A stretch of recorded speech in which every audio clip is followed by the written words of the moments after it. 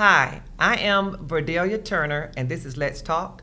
And today we are interviewing a candidate for Atlanta Public Schools District 9 at large, Miss Jessica Johnson. And to my right is Omar Ali with Ali Development. Okay, thank you for joining us, Ms. Johnson. Would you tell us a little bit about you and how you got on the Atlanta Board of Education District 9? Absolutely. So I am a third generation educator or person in the education space. Both of my parents and both of my grandparents were educators. My mom was a teacher at my high school and went on to be assistant principal as well. And so my journey really started with family roots of understanding the importance of education and understanding how much the community is involved in the education of all of our students. I went to Howard for undergrad and started a nonprofit in my dorm room called the Scholarship Academy that helps low-income and first-generation students find money to pay for college. And that work has allowed me to work really closely with Atlanta Public Schools on the high school level, training college advisors how to connect students to local money they have a stronger chance of winning, and then providing our curriculum and resources to students throughout the district. That passion really grew. I was appointed to the APS Equity Task Force and really started looking at the data and seeing where the gaps were for students, particularly our Black and Brown students, in terms of their achievement outcomes, and saying, how can I help? How can I use my thought leadership to do more in this space? And so when the opportunity came for the appointment this past January, I raised my hand and said, I really want to lean in and see how my entrepreneurial spirit, my ability to problem solve and govern could be an asset to the district. Now, who appointed you? So I was actually appointed through the board. It was a very rigorous process. There were interviews, community forums, and then the board took a private vote on the four finalists, and happened, I think, really, I was selected because of my familiarity with the district and the work that I had done for students already throughout APS, and so just excited to have spent these last 9 months serving. What do you do for a living? So I run the Scholarship Academy full time. If you are elected to the board, will there be a conflict of interest? Absolutely not. And so we serve 6 counties throughout the state of Georgia. We are currently serving two Atlanta public schools in the high school level, but that's fully grant funded. And that we're taking the ownership of just providing a free resource. We actually just opened up a college access hub in Midtown Atlanta, so any student from any zip code can get one-on-one help with their process. And so for me, it's how do I give free access to the information that I know about getting free money for college? You're going to have to choose a superintendent if Dr. Battle chooses not to stay. Sure. Why do you think Atlanta can't keep a superintendent? So that's a great question. I think that the needs of the city are shifting, and we look at gentrification, we look at all of the major companies that are coming, and we look at the shifting faces of the families that are making up our city. I think, a lot of people own responsibility in that process, right? It's how well did we do in our selection process the last time? How much did we onboard and prepare our previous superintendent to really lead the district through the pandemic? How much have we really supported from the community? And so we all own a part of why the previous superintendent or the previous superintendents were not in place. I think now it's going to be equally important for us to all have input into what we want the next superintendent to look like, and make sure that we're not just thinking about the personality, but can that person make really decisive actions in the first 6 months to a year of their time to make sure that our district is on course for every student to succeed. Now, I have sat on some of the so-called superintendent searches, and it gets narrowed down to 1 or 2 people pigeonholing everybody else. I mean, I'm just going to be frank. Sure. And the person almost being pre-selected, and boards of education is going through a process that looks like transparency and democracy when it's not. And the community is just either apathetic or don't know how or what to say. And when they do show up, it's usually the same old stakeholders, people who have some interest in that $1.5 billion pot that sits over the Atlanta Public Schools.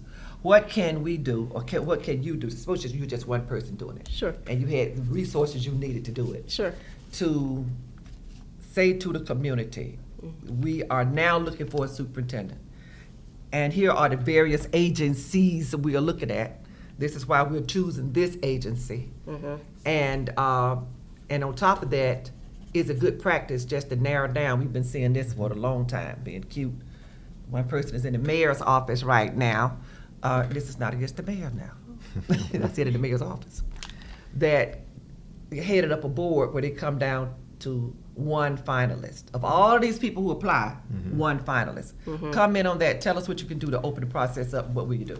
So one of the things that I really was intentional about when I was first appointed was going into communities and listening to people. I came in at like 3 weeks in, the conversations around the previous superintendent started, and so I really kind of did my homework to get an idea of what went wrong. And so some of those points that you have shared definitely resonate with me.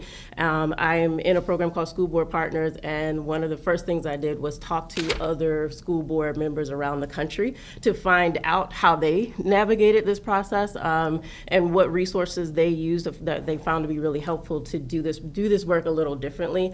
And so through that, really my priority has been prioritizing community engagement, making sure we hear from people first in a way that feels more authentic and not performative, because that's what my understanding is. People don't feel like their feedback is actually taken into consideration. And so looking at the firm that prioritize what that engagement looked like with the community to get an idea what type of superintendent we need going forward. And then the interview process itself, right now I have a team of 20 that I manage, and so I have learned the do's and don'ts of interviewing and managing and good hires, and have come to a place where I have a dream team for my own staff. I want to help use some of that know-how for this process with the district, and really say, how do we have performance-based interview questions, not just what they think, but how do they respond around key issues like redistricting? What are they thinking about logistically to change transportation? And so I want to lean in and get below the cookie-cutter questions that a typical firm might ask, and really get to the bottom of, can this superintendent do the work that's needed to move the district forward? Okay. Speaking about coming to the community, that's how you and I met, originally coming to the Lakewood community. One of the biggest problems I think that APS has around facilities. How do you hold facilities accountable, and how do you pretty much control facilities like they should be controlled by the board? So I know that we have not done a comprehensive facilities master plan in over a decade, over 2 decades, and I think that what we have to do is put more policies in place to really kind of say, this is the timeline, a respectable timeline. I think that's what I'm hearing a lot, is that people have been waiting. Properties have been in disarray for years, in some communities, decades, and that's just not acceptable if we are owners of public property in those spaces.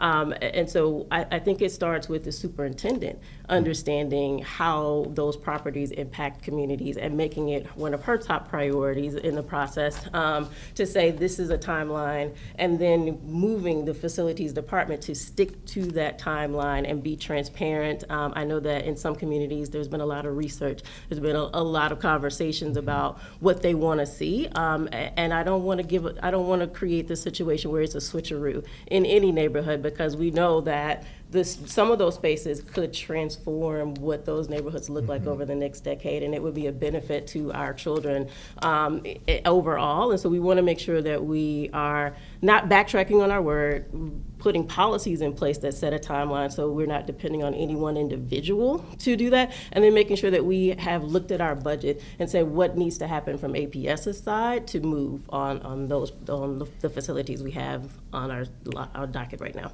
Who hires the facilities board?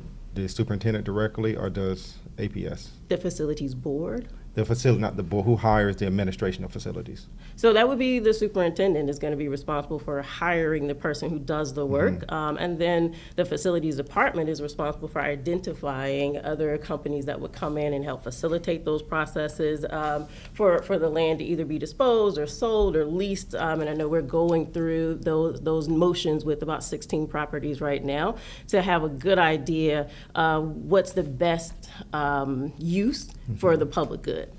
I know that not superintendents, the board members come up for election, but facilities have been in those roles for quite some time.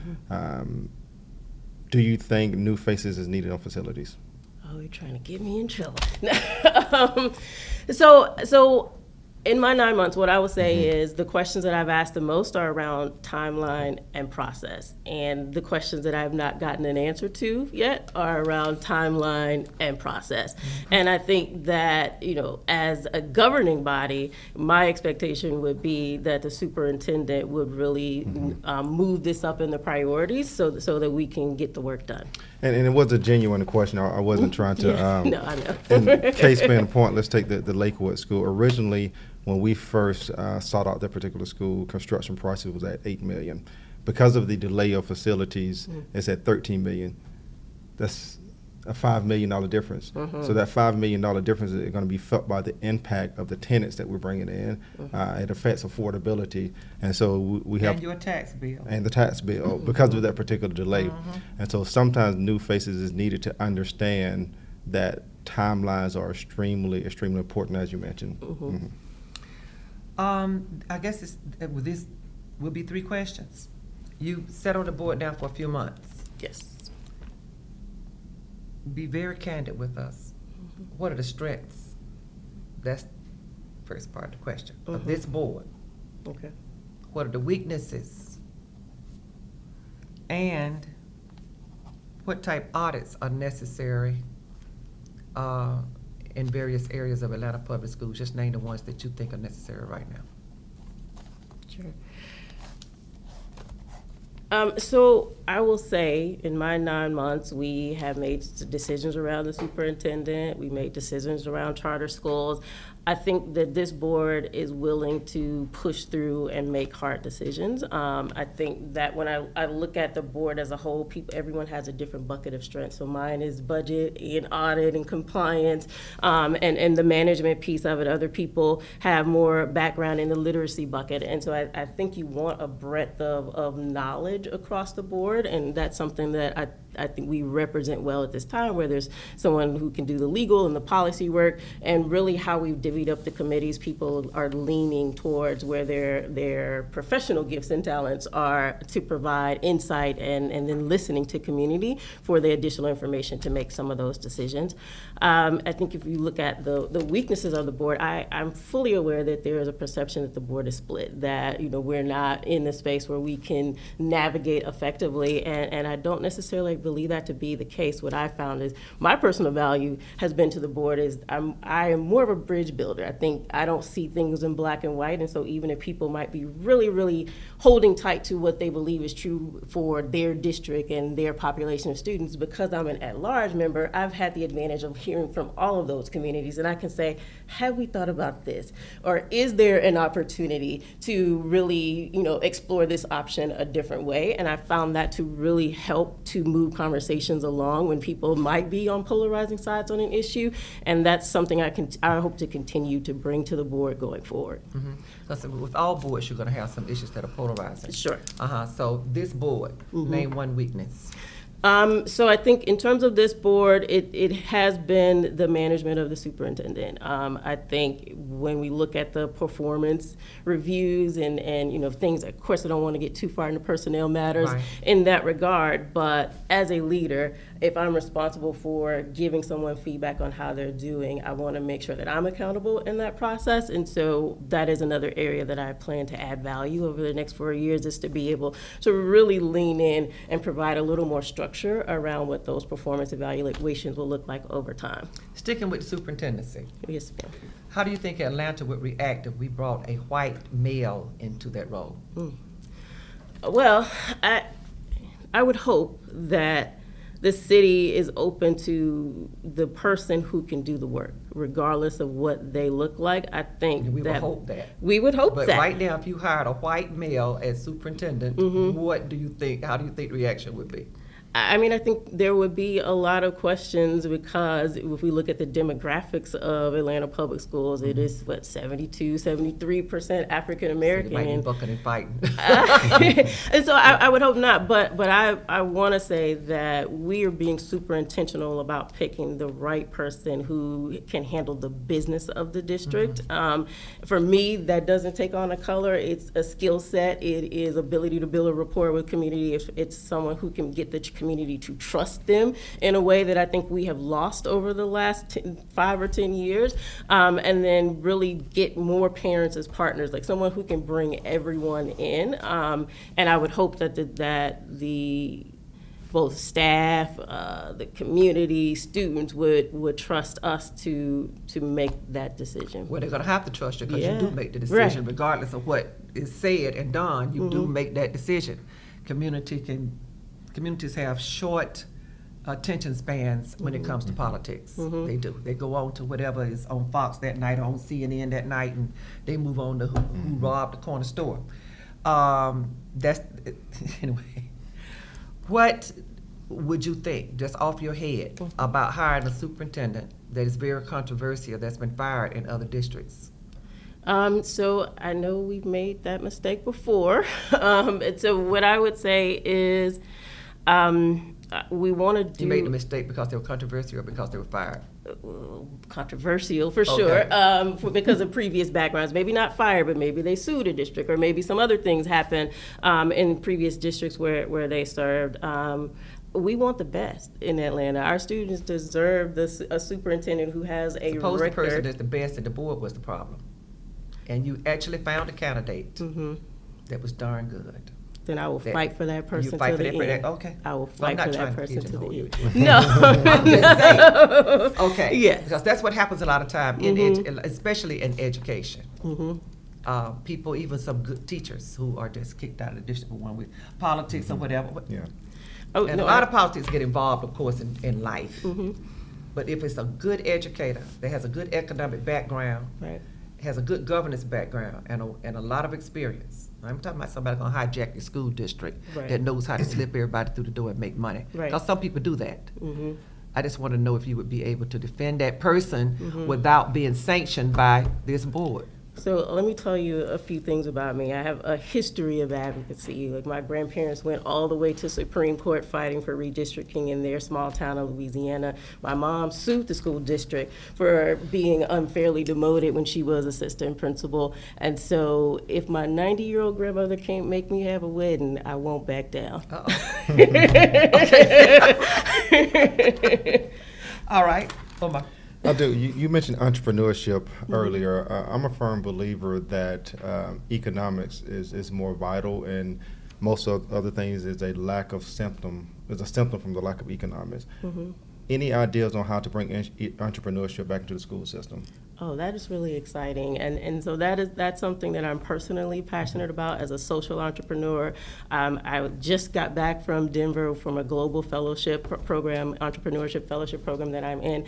If I had the opportunity, once we get students back on the right track with reading, I have kind of a 4-year plan in years 2 and 3 of my term. I really hope to lean in and bring fellowship programs like Echo and Green to come in and train our students how to be entrepreneurs, how to really leverage those skill sets to make a difference. They've already said yes, but it doesn't feel like that's a priority right now to be able to do that work. And so I would love to see us having our students' businesses in the schools. When we did the breakfast with the board, some students were saying, oh, the administration stopped us from selling. No, I want us to really cultivate that and teach them the principles of entrepreneurship, of banking. I've seen those models in other schools around the country, and I think we have so many resources here that we could do that without a heavy lift across the city. Okay. I told people I'm almost 70, then I said I'm 65. I'm somewhere in between. You can look it up anyway. People can find it if they. Our notable, illustrious former Mayor Maynard Jackson had a program where they met with students constantly, not only taught them about business and money and finance and entrepreneurship, but also exposed students. I know they would take them to Chicago and take them to D.C. to look at the policy making side. There's a guy that used to be on the board named Ruben McDaniel. I don't know if Ruben is in New York now or where he is, but you may want to look him up also. We just keep, of course, reinventing the wheel. Why do we keep reinventing the wheel? Because H2O makes water. And if you stick to certain principles in education, and I might just apply to be a superintendent next. Okay. Y'all heard that? Maybe. It would be an honor. I'm just saying that because we already know what works in education. So now I want to stop this for a little bit and let's go to the teacher side. Sure. Because the teachers, as you know, without teachers, you don't have school. Right. And they usually say without students, you don't have school. Or you're going to have students. But without darn good teachers, trained, well supported, we talked about that, and what that looks like. Where would you get your advice from in terms of the type of teaching staff we need to retain and the type of teaching staff that we need to hire? So I'm going to start with my veteran educators, right, because they have seen all of the shifts and changes. They've seen what classrooms look like before the pandemic, and they've seen how the classrooms have changed after pandemic, and some of those needs might have shifted. I think when we look at teachers, what I would love to see is almost like an advisory panel. So I was on the equity advisory board. I think there needs to be an advisory board of teachers that can really inform policy first, because if we're making decisions and they don't actually work in the classroom, we're not doing good work. I think looking at also how we're thinking about the budget. Why are teachers paying for their own materials? It's like things that I just know from helping my mom set up her classroom Especially for 20 with the plus CARES Act years. being so large, and I don't know where all of that Exactly. money went. Maybe you might know where the other millions went, but anyway, go ahead. Thinking about those things, thinking about opportunities to create innovation funds for teachers who have really great ideas and want to go above and beyond for their students. Those are the things that I would be listening and looking for, and then as a member of the budget committee, advocating for it. How do we really make teachers feel valued? How do we make sure that they are getting the professional development that they need, and that they have the resources to then come back and implement with fidelity? Those are things that I need teachers to make sure that we're on the right track, so I'm not passing budgets for things that won't work, and then we have to keep them in place for 2 or 3 years until someone steps up and says, this really isn't a good thing. Why do we have to wait that long when I can hear directly from the people that it impacts every day? About how many pages is that budget? Can you just guesstimate? Oh man, it is hundreds. Well, they've made it interactive on the website now, so you can click through all of the sections in real time. And what percentage of our parents have access to internet and computers so they can get on those websites, you think? So I'm not sure of an exact percentage. I know that we have parent liaisons in place that could help parents if they wanted to lean into it. I know there is a population of parents in our district that are looking into that information on their own, but I would love to see some of the community groups really lean in and train more parents on what to look for in terms of what's happening in your school. How did your principal decide to support literacy in your school? What are the summer enrichment programs that are happening? I have some entrepreneur friends who are doing that work in other states, and I would really love to see what it would look like for parents to be empowered to ask that level of question for their schools and for their district. You said it eloquently and stole what I was about to say next. We need And I have one more question. parents in the community, teaching parents. Go ahead. What is your position on partner schools? So, as a board member, it's my responsibility to make sure that all of our students are learning and achieving, and our commitment is that every student is ready for college or career.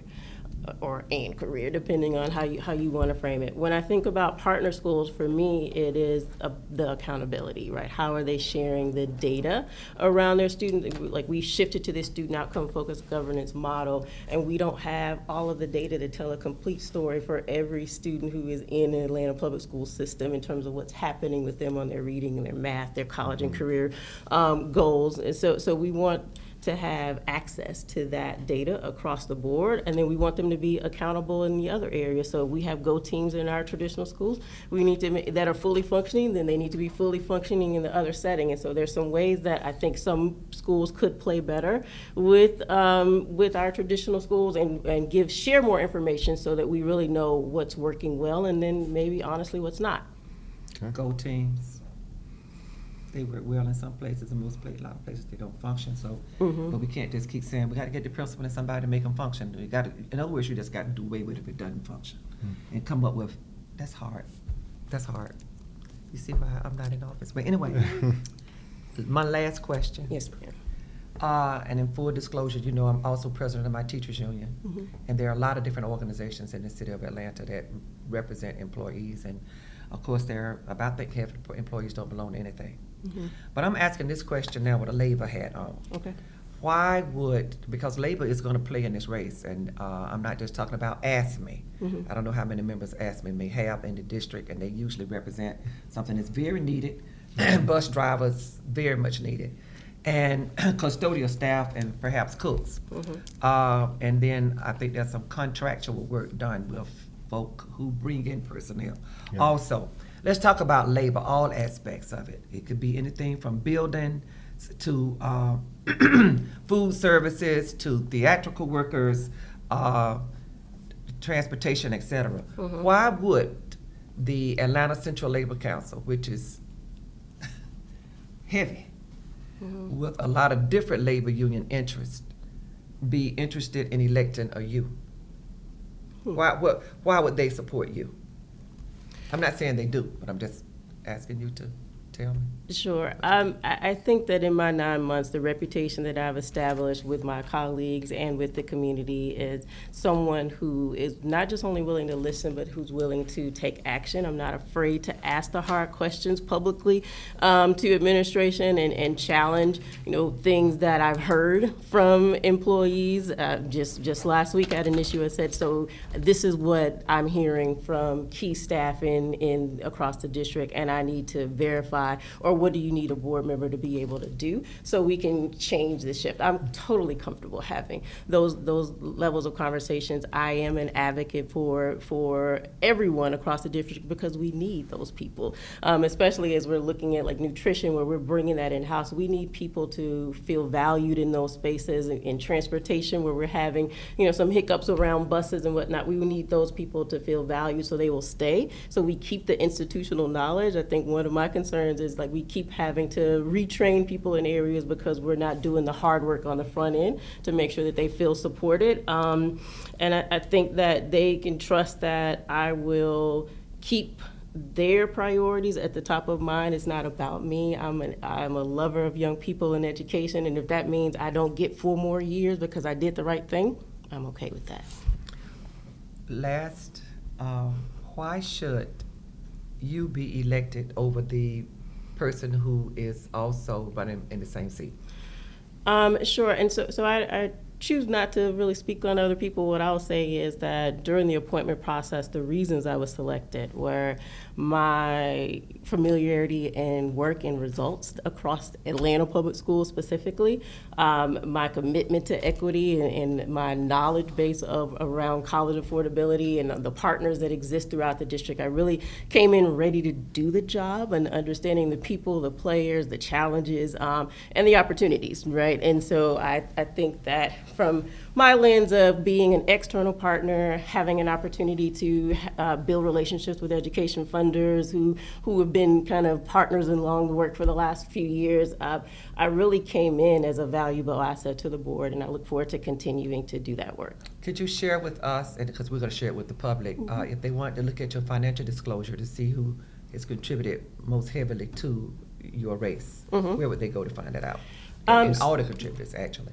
Sure. So it's on the Atlanta City Government website. I'm not sure the exact link, but I can definitely follow up and provide that to you. But my disclosure is there, and what you'll see is a lot of educators, a lot of former board members, a lot of community people from organizations I worked with, like 100 Black Men and other groups that just believe in me and my ability to get this work done. Now, that could also be a negative. We want the public to know that. That could also be one of the reasons why progress is stymied. But it also could be a positive. It's according to how people want to look at that. Those endorsements.